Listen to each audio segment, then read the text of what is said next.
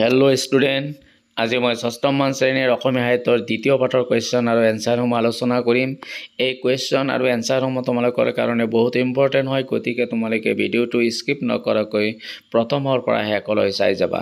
আজি দ্বিতীয় চেপ্টাৰটো হৈছে অসমীয়া ভাষাৰ বিকাশৰ কথা।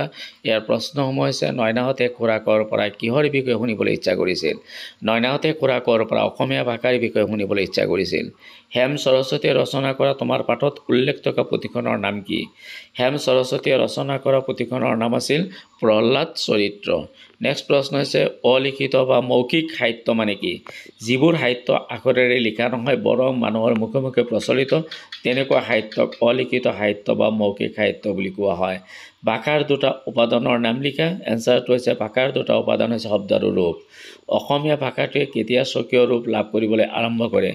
আনুমানিক দশম শতিকামানত অসমীয়া ভাষাই স্বকীয় ৰূপ লাভ কৰিবলৈ আৰম্ভ কৰিছিল। অসমীয়া শব্দটোৰ প্ৰচলন কাৰ আমোলত বেছিকৈ হৈছিল? অসমীয়া শব্দটোৰ প্ৰচলন ইংৰাজৰ আমোলত বেছিকৈ হৈছিল। নেক্সট প্ৰশ্নটো হৈছে শব্দ সম্ভাৰ বা অভিধান চাই শব্দাৰ্থ লিখা। ত্ৰয়োদশ 13 সংখ্যক, স্থানীয়, স্থায়ী, নিগাজী, চিৰস্থায়ী, স্বকীয়, নিজা। আমোল কোনো অধিপতিয়ে শাসন কৰা কাল বা সময়। আৱাসভূমি, বাসভূমি, উপাদান, উপকৰণ, অলিখিত, লিপিবদ্ধ নোহোৱা, অনুকৃতি, অনুকৰণ কৰা। তাৰপিছত তলত দিয়া বিশেষণ পদবোৰ বিশেষ্য পদলৈ নিয়া। সুন্দৰ, সৌন্দৰ্য, প্ৰচলিত, প্ৰচলন, স্থানীয়, স্থান, ৰচিত, ৰচনা, পৰিৱৰ্তিত, পৰিৱৰ্তন, বিকশিত, বিকাশ। নেক্সট প্ৰশ্নলৈ আমি যাম।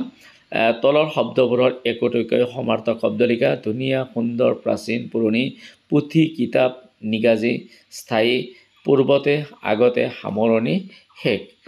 বাক্য ৰচনা কৰা। মিচিকিয়াই শিক্ষকৰ কথা সাধুকথা শুনি সকলো ছাত্ৰই মিচিকিয়াই হাঁহিছিল।